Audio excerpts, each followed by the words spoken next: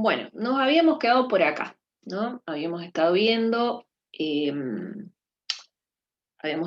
un poco las propiedades de los estadísticos, em, vimos un poco qué es cuando podemos llamarle al estimador, le podemos llamar MELI, ¿no? O sea, mejor estimador lineal insesgado. Em, es decir, cuáles eran los requisitos que uno tiene que observar para decir, bueno, este es un estimador, es el mejor estimador lineal insesgado, que no es otra cosa que el cumplimiento del teorema de Gauss. Después vimos lo de el coeficiente de determinación, ¿no? Cuyo cálculo está basado en identificar estas relaciones, ¿no? Eh, donde el desvío que se observa entre una observación y la media se puede descomponer entre lo que está explicando la recta, ¿no? Que sería este tramito, y lo que no está explicado. Y que cuando estamos cuando estamos en la muestra, es lo que se llama residuo. Y entonces el coeficiente, en realidad el R cuadrado, se calcula sobre la base de el tramito de lo explicado, ¿no? Bien, eso porque por ahí lo retomamos cuando veamos la tabla ANOVA. Bien, entonces vamos a el supuesto de normalidad. Hoy vamos a ver el tema del supuesto de normalidad. Vamos a ver por qué es necesaria la normalidad. Para la estimación de, si yo lo que quiero hacer simplemente es estimar la ordenada y la pendiente, no necesito el supuesto de normalidad, ¿sí?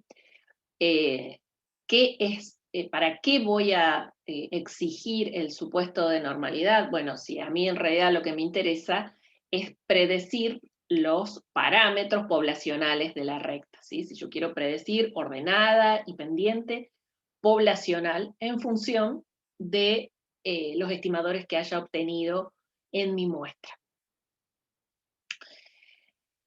Entonces, fíjense que cuando trabajamos, mostramos cómo se calculaba la pendiente, habíamos dicho, ¿dónde estaba? Por acá.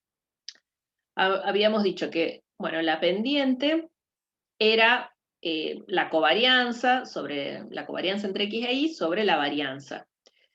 Entonces, si es la covarianza, uno lo que podía hacer era ese numerador, identificarlo como la sumatoria de los productos de los desvíos de las X por el producto de los desvíos de las Y, ¿no?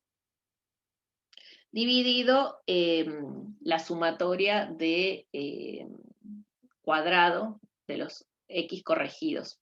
Tiene distintos nombres esto, cuando uno calcula los desvíos respecto de la media. Entonces también habíamos dicho que si yo trabajo en el numerador, esta expresión, ¿no? El numerador puede quedar expresada de esta manera, donde es interesante porque como las X son fijas, ¿no? Esto va a ser una constante. Sí, le podemos llamar, qué sé yo, K. Y en definitiva, las beta 1, entonces, el beta 1 va a ser una combinación lineal de las Y sub I, ¿sí? Va a ser una combinación lineal de las Y sub I, que es lo que les dice acá abajo.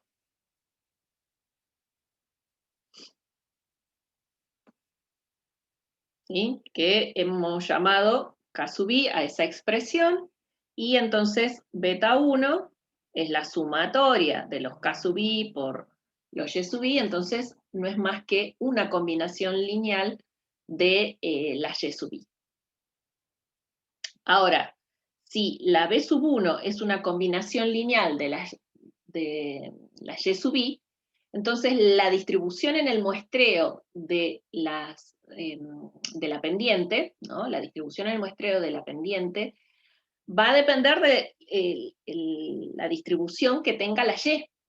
Entonces, si yo acá reemplazo a la Y por su igual, fíjense que ahí, ojo, que me faltó agregar acá por X sub Y, ¿sí? Lo puse ahí ahora a la corrida, ahí faltó por X sub Y. Entonces, si yo reemplazo a Y por su igual, que vendría siendo beta 0 más beta 1 por las perturbaciones, como esta parte es fija, en definitiva, la distribución en el muestreo de las beta 1 depende de cuál sea el supuesto respecto a la distribución de las perturbaciones. Bueno, dicho eso, ¿qué es lo que se va a suponer? Bueno, esta expresión resume todo, ¿no? Porque me está diciendo que las perturbaciones son independientes entre sí, ¿no? E idénticamente distribuidas. Normal, con media de 0 y varianza sigma cuadrado. Que es lo mismo que dice abajo, nada más que acá en esta expresión tenemos resumido todo. Cuando digo que son independientes, ¿no? Eso significa que la covarianza entre una U sub I y una U sub J tiene que ser igual a 0, ¿no? Para todo I distinto de J, porque cuando se tenga que I es igual a, cuando J sea I, ¿no? Eso es 1, porque estaría correlacionado consigo misma, y eso es 1. Bien, después, cuando digo que tiene esperanza o media 0, ¿no? Es que la esperanza de las perturbaciones es igual a 0, y varianza de las perturbaciones igual constante, ¿no? E igual a sigma cuadrado. Que recuerden que para encontrar la varianza ustedes tenían que hacer la esperanza de la variable al cuadrado menos la esperanza de la variable al cuadrado. Pero como esto es 0, ¿no? Esto va a ser simplemente la esperanza de las perturbaciones al cuadrado. Y la esperanza de las perturbaciones al cuadrado es sigma al cuadrado. Bien. Ahora, ¿por qué es que recurrimos al supuesto de normalidad? ¿Por qué es que la teoría acude al supuesto de normalidad? ¿Por qué no usamos, qué sé yo? ¿Por qué no decimos, no, se distribuye en gamma? ¿Sí? Cualquier otra distribución. Primero porque, por un lado, las U sub I, hay que recordar que representan la influencia que tienen aquellas variables que no hemos introducido en el modelo, ¿no? Entonces, si esa influencia es pequeña y es aleatoria, uno lo que puede hacer es concurrir o utilizar el teorema central del límite. Entonces, ¿qué nos decía el teorema central del límite? Decía que, bueno, si existe un número grande de variables aleatorias, independientes, con idéntica distribución, la suma de estas variables, en la mayoría de los casos, se va a distribuir normal. ¿Cuándo? Y a medida que incremente el número de estas variables. Entonces, el número de mis variables, ¿no? Tengo las U sub I, va a depender de que I, cuando hablo de las U sub I, hace referencia a la cantidad de elementos que compongan la muestra, ¿no? Al n, en definitiva. Entonces, cuando el n tienda a infinito, se va a cumplir el teorema central del límite, y entonces no va a estar tan errado esto de suponer, que es lo que dice el siguiente, suponer normalidad. ¿Estamos? O sea que las perturbaciones tienen un comportamiento normal. E incluso podemos aplicar el supuesto de normalidad siempre y cuando el n sea grande, aun cuando no sean estrictamente independientes, o sea, cuando las U sub I, cuando la covarianza que habíamos dicho, ¿no? La covarianza entre la U sub I y la U sub J no sea estrictamente igual a 0. Entonces, cuando eso, aun cuando eso no se cumpla, la suma, siempre y cuando n tiende a infinito, la suma puede estar normalmente distribuida. Y la ventaja es que en la mayoría de las experiencias de los estudios econométricos, uno trabaja, sobre todo en datos transversales, uno trabaja con tamaños de muestra grandes, con un gran número de observación. ¿Por qué más?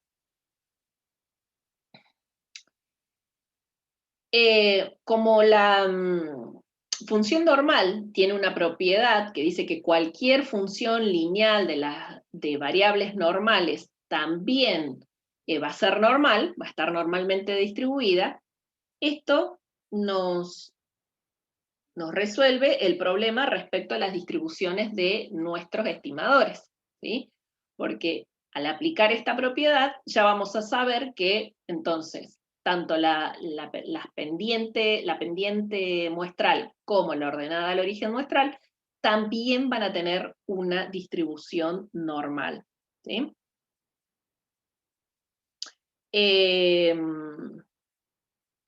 Después, bueno, otra razón es porque la normal es de las más sencillas para trabajar y solo requiere dos parámetros, que es el mu y el sigma, ¿no? Una gama, ya ahí tenés más parámetros, hay parámetros de centralidad y otras cosillas que la normal es la más sencilla de todas. ¿Qué más? Si la normalidad se cumple, las pruebas T y F, incluso las chi cuadrado, si también estamos tratando de indagar respecto a la dispersión,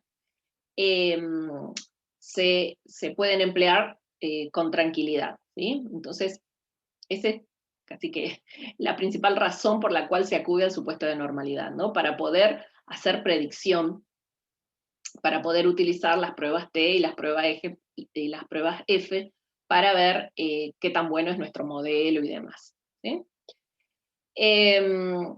Y bueno, como decíamos hace un rato también, el supuesto de normalidad por ahí no es problema en el caso de grandes bases de datos, pero cuando tenemos pocos datos, ahí sí hay que ser cuidadoso y chequear que se verifique. Y bueno, ¿cómo lo vamos a chequear?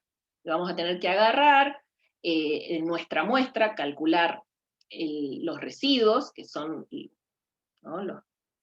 los U sombrerito, que son los que me van a permitir calcular como estimar los U, y bueno, las perturbaciones de la población, referidas a la población, y ¿qué vamos a hacer con eso? Y podemos graficarlos y ver si tienen un comportamiento simétrico, si están centrados en cero, podríamos hacer un histograma, podríamos hacer el QQ-plot, o directamente le tiramos una prueba, no confiemos en nuestros ojos, directamente le tiramos una prueba de normalidad que las vamos a ver luego en el ejercicio. Bien, bueno, entonces si se cumple la normalidad, ya nos quedamos tranquilos que entonces la ordenada al origen también se va a distribuir normal, con esperanza beta 0, y su varianza, que ya la habíamos visto en la clase pasada, va a ser la varianza asociada a la ordenada al origen. Esta puede ser estandarizada, ¿no? Con el procedimiento de siempre, que va a ser el estimador menos el parámetro, dividido la dispersión del estimador. Acá está faltando, ¿no? Acá, ojo, porque en todo caso le borramos el cuadrado porque es sobre el desvío, ¿sí? Lo mismo acá. Tuc, tuc, tuc. Igual como sabemos que este no lo conocemos, ¿no? Como este es un parámetro que también es desconocido, en la práctica sabemos que terminamos utilizando una T para hacer las pruebas para estos estimadores.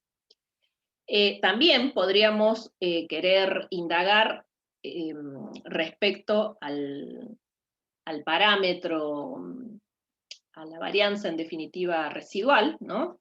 Y entonces podríamos construir un intervalo de confianza. Bueno, para eso es útil saber que el cociente de la muestral sobre la poblacional multiplicado por n-2, donde acá en realidad estoy multiplicando por los grados de libertad, ¿no?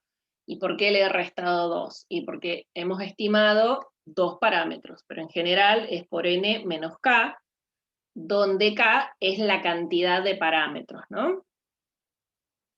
Bueno, si quisiéramos construir un intervalo para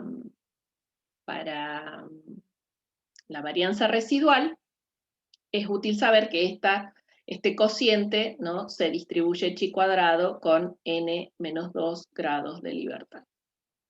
Bueno. Entonces, en Gujarati trabaja con, cuando se trata de estimar a los parámetros, por ahí nosotros estamos más acostumbrados a tirarle una prueba de hipótesis a la pendiente. La ordenada al origen es muy raro que haya interés sobre la ordenada al origen, ¿no? En el caso de Gujarati, a él le gustan más los intervalos de confianza. Igual nosotros sabemos que hay una relación entre intervalos de confianza y las pruebas de hipótesis, ¿no? ¿Se acuerdan que si yo planteo una hipótesis, ¿no?, donde digo, bueno, el beta 1 es igual a un determinado valor, beta 1 le vamos a llamar asterisco, ¿no? Y si realizo la prueba y resulta que no rechazo, cuando yo construyo el intervalo, ¿no?, cuando arme un intervalo de confianza para beta 1, límite inferior, límite superior, ¿qué es lo que voy a observar? Y que este valor, ¿no?, queda contenido en el intervalo, ¿sí? Entonces las pruebas tienen esa analogía. Eso me imagino que se reacuerdan porque lo vimos en estadística 1. Bien, y si yo rechazo la hipótesis nula, si acá en lugar de no rechazar, rechazo la hipótesis nula, entonces cuando vaya a construir el intervalo de confianza, el intervalo no va a contener a beta 1 asterisco. ¿Sí? Bien. Después otra cosita que, bueno, acá tendrían entonces el intervalo, cómo construir el intervalo para beta 1, ¿no? Se utiliza el valor estimado de beta 1, el valor estimado que arrojó la muestra, y se utiliza como estadístico de prueba T, como dijimos recién, uso la T porque como no conozco la varianza residual, no me queda más que usar la T, y utilizo el desvío estimado en la muestra de la pendiente, ¿sí? Bueno, hasta ahí ninguna novedad, nada que creo no hayan visto. Por ahí sí les dejé esto, ¿no?, de que yo creo que Guillermo siempre hace hincapié, me acuerdo que en estadística 1, al menos él hace hincapié en el tema y es el hecho de que uno tiene que tener cuidado con las interpretaciones que haga con el intervalo, ¿no? Porque uno, cuando define un intervalo y dice voy a trabajar con un 1 menos alfa por ciento de confianza, en realidad ese porcentaje está pensado para un ejercicio de muestras repetidas. Entonces, si yo tomara muestras repetidas de tamaño n, ¿no? En el 1 menos alfa por ciento de las veces, el intervalo que va de tanto a tanto contiene el parámetro poblacional. Pero cuando yo tomé la muestra y calculé los límites del intervalo, yo ahí ya no puedo hablar de probabilidad, ¿sí? No puedo decir, este intervalo contiene al parámetro con una probabilidad de tanto y tanto. ¿Por qué no? Porque una vez que está hecho el intervalo, ese intervalo es fijo y el parámetro está o no está. No lo vamos a saber con certeza, ¿sí? ¿Está o no está? Entonces se habla ahí de confianza, no de probabilidad, porque la probabilidad de que el parámetro esté o es 0 o es 1. Bien, eso un tip de tipo teórico.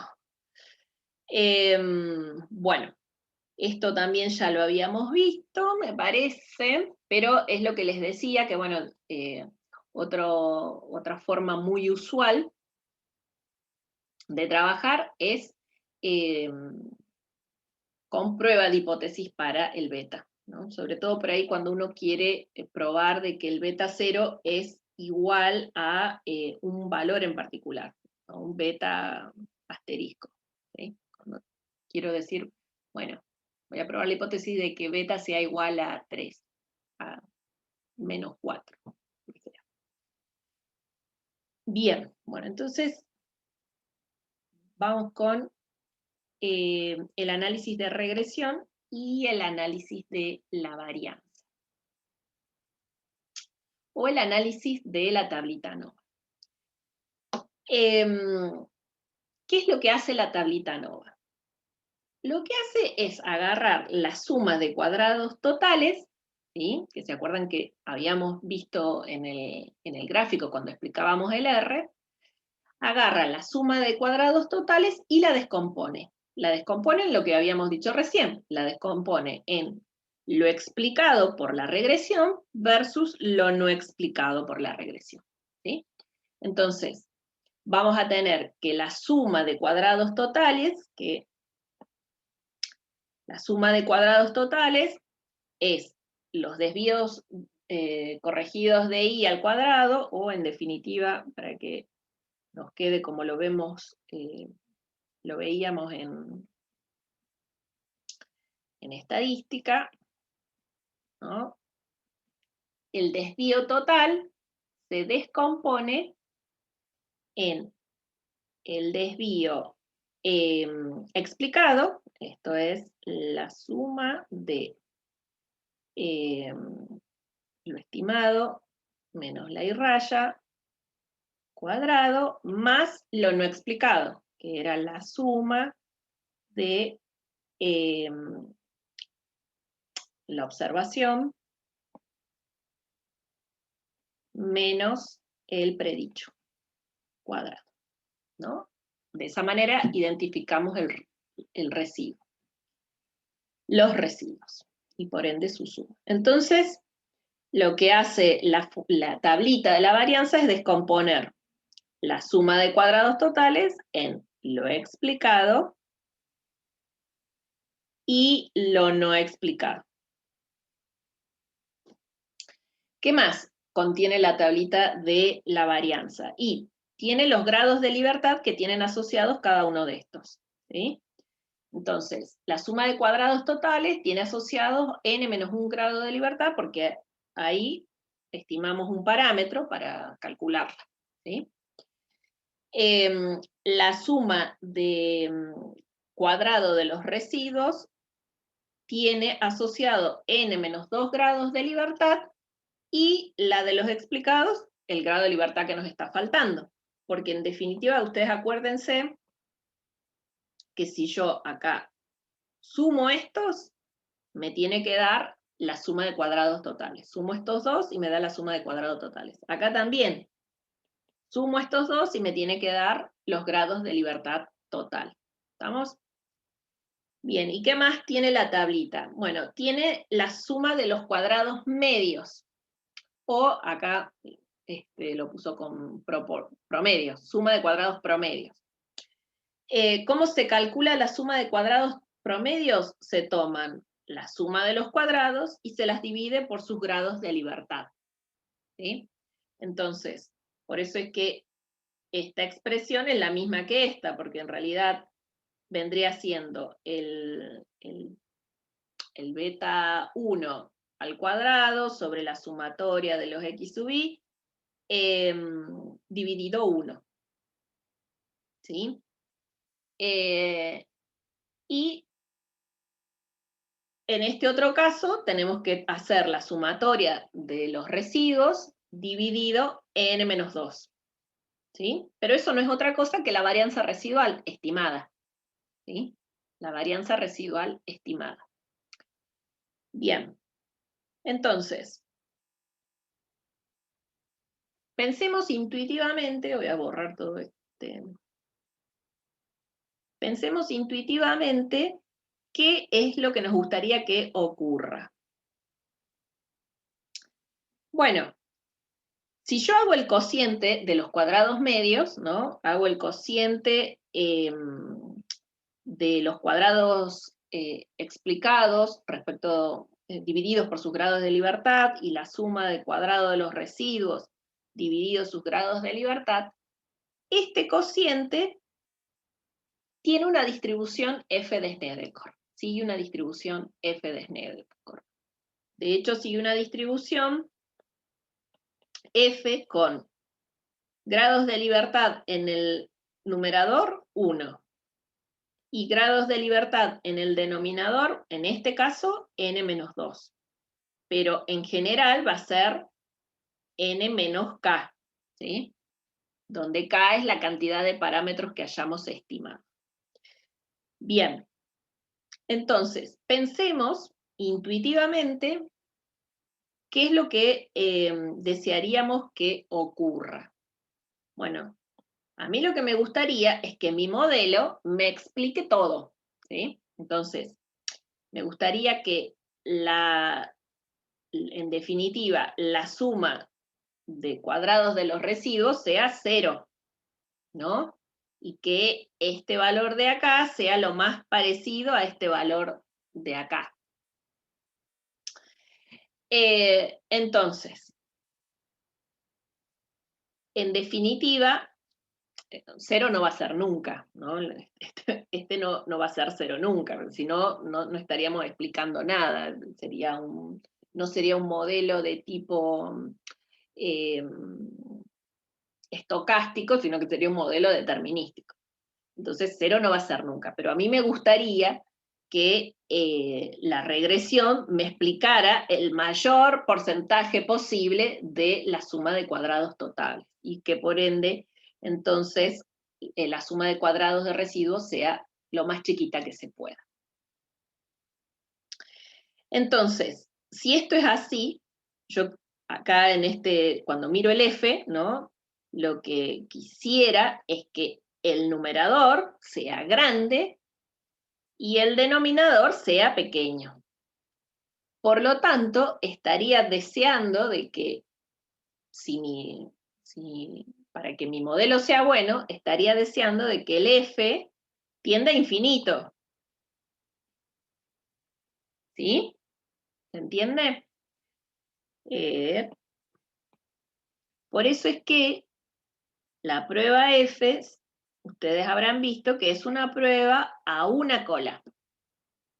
No es una prueba a 2 colas como es el caso de la T.